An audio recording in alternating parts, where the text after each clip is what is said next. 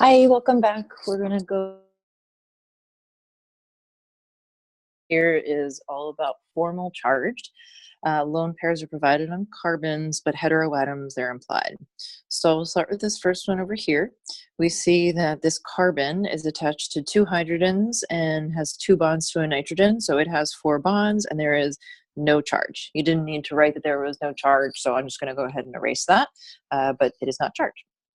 We next see nitrogen with four bonds, and you should identify that any nitrogen with four bonds is positively charged and has no lone pair.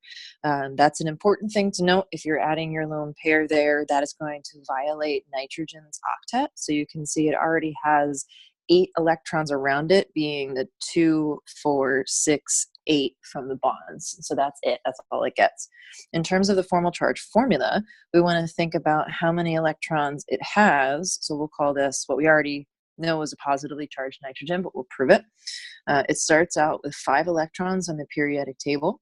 You subtract from that the number of bonding electrons times 1/2, or you could just say 4 bonds. So there's a total of 8 bonding electrons around it, 0 lone pair, and again we know that because it has a full octet already. So then we get 5 minus 4, and that's how we end up with a positive 1.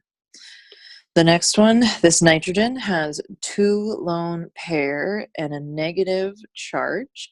And we'll know that because nitrogen starts out with 5 valence electrons, and then we subtract from it the total number of bonding electrons times 1/2, and the bonding electrons are 2, 4 electrons that are shown.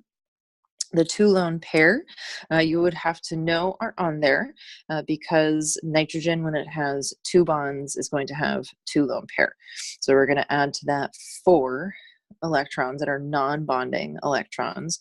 So we get 2 plus 4 is 6. That's 5 minus 6 equals, I believe, negative 1. We then move on to this carbon here. So we see the carbon has a single bond to a phosphorus, 2 bonds to hydrogens, and then this lone pair is going to be pretty key. Anytime carbon has a lone pair on it, you can expect it to have a negative charge, but let's prove it. Carbon here starts with 4 valence electrons. We subtract from it half of the number of bonding electrons, which is 6. 6 because it has 3 bonds, or you could just say 3, and then plus the 2 electrons from that lone pair. So what we get here is 3 plus 2 is 5, 4 minus 5 is minus 1. So this carbon here with the lone pair has a negative charge. The rest of the carbons here are all going to be neutral, and we see that because all the carbons, the CH3 groups, have 4 bonds. The phosphorus, however, right here already has everything that it needs. We do not need to add a lone pair to that phosphorus. We start much like nitrogen with 5 valence electrons. We subtract half of the bonding electrons, being 8.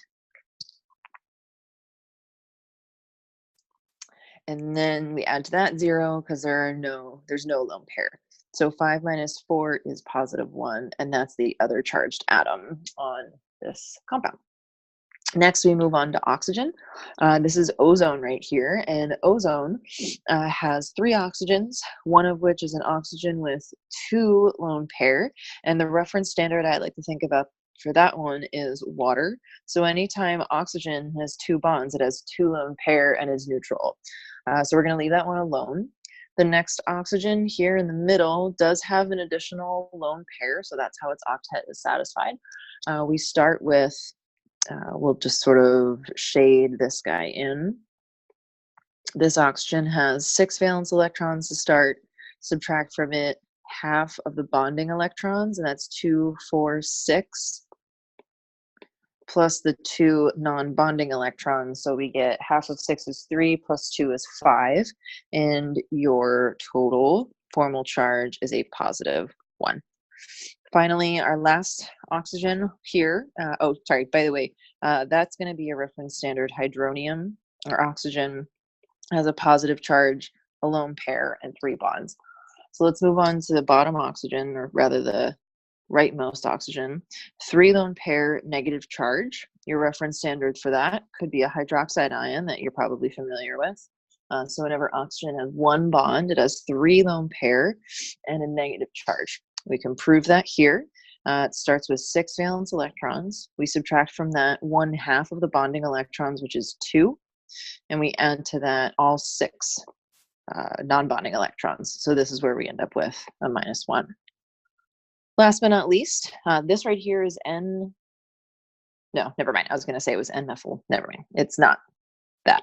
It is a fun compound where all the carbons here all have 4 bonds. So you can give yourself a little reminder that this has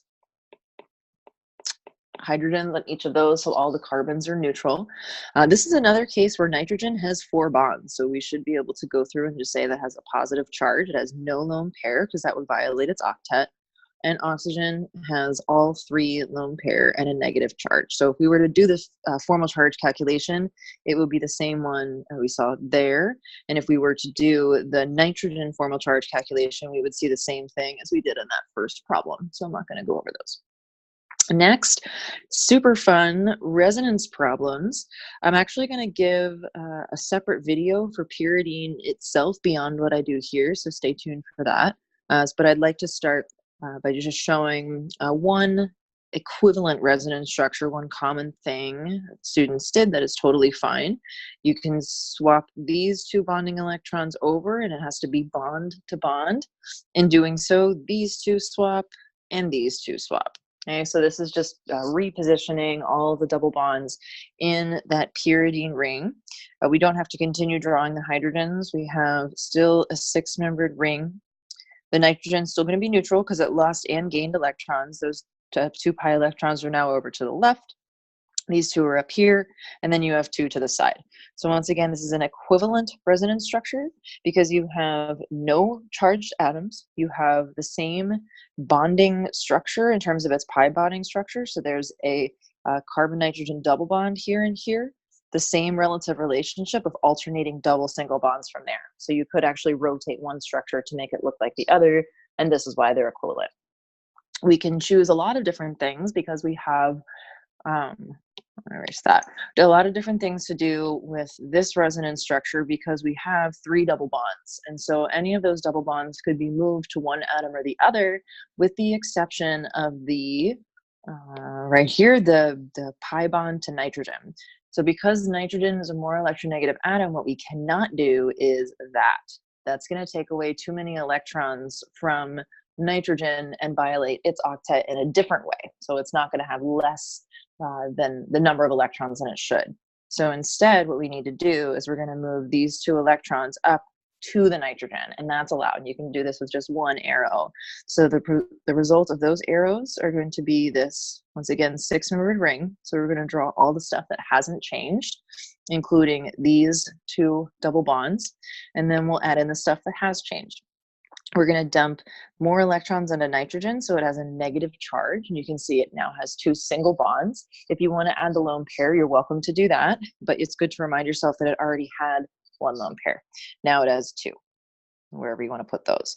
Now remember, this carbon here just lost electrons, so this carbon here just lost electrons, so in order to keep that charge balance, that has to have a positive charge. Now moving more stuff around the ring, means that we should keep with the electron-rich to electron-poor situation. So while it's not strictly required to start with the negative charge, I think that's a great place to keep going.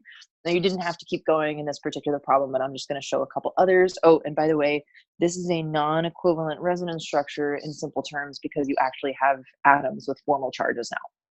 So let's move the nitrogen lone pair over, and then we're going to move the 2 electrons that are shared between these carbons here on the right. They got to go because remember, this carbon has 4 bonds already, so we can't make it have 5. We're going to move these 2 electrons up there and see the resultant resonance structure of that. We're going to start with everything that hasn't changed, so the single bond structure cannot change. This carbon over here is still positively charged, and that's still a double bond. The things that have changed are now we have a double bond to that nitrogen. So it's still going to have it is no longer going to have a negative charge, but we want to have a negative charge somewhere because that's one of our rules for residence is we have to have the same net charge. So we're going to have a lone pair on this carbon, and you do have to explicitly show the lone pair on carbons because you do. And this would be another example of a non-equivalent resonance structure. This is not equivalent to the original structure. It is also not equivalent to this structure here. Yes, you do have the same number of charged atoms, but you can see the pi bonding structure is different, and the distance between those two charged atoms is very different. And another thing to really highlight that's big is here nitrogen has a negative charge, and here carbon has a negative charge. So I think that's as far as I'm going to take that. One thing that I did note in the key that I saw a lot were students making a situation where nitrogen had two double bonds, one on either side. And at first glance, it looks like it might be okay. So something like this sort of looks like it follows the right resonance patterns. But the problem with this is now the nitrogen is sp hybridized, and you're not supposed to change the hybridization of an atom when you're doing resonance structures. Is a big no-no. And then the other thing that you may notice as you're looking at this now is having a linear bond within a six-membered ring is just really weird. It's really messes with that ring strain. So I may actually address that in a separate video just because it's its own thing. So let's move on to this down here. What we have is this the DNA base that I threw a positive charge on. I think a great place to start would be to take the lone pair on this nitrogen and kick them down so that we now have no more carbon with a positive charge. We're going to have a double bond here. We're going to show all the stuff that has not changed. A lot of stuff that hasn't changed, and I'm not going to show the carbon-hydrogen bonds anymore. We have made a carbon-carbon double bond, and we need to show the positive charge. So that was the thing. If you notice that you're missing like a point here and there in this problem, it may be because you aren't representing your formal charges, and that's pretty important. You want to make sure to have formal charges on your atoms. That's going to be a great way to make sure that you haven't broken any big resonance rules. This is a non-equivalent resonance structure because it's a different atom with a positive charge. A lot of other things that you could do from here. What we want to do, I'm just going to pick this nitrogen up here on top. I'm going to create a double bond by kicking these electrons down, and those go up. Now, I'm going to work my way backwards and address something that was commonly seen on the exam, which is where students were bringing these two electrons down. And the reason why this is a big no-no, because again, we have a lone pair on that nitrogen, and in doing so, we're violating nitrogen's octet. So we want to steer clear of that, and instead, we'll do this again. These two electrons kick down to make that double bond. These electrons kick up. We'll draw our next resonance structure where we're going to keep all of the stuff that hasn't changed. All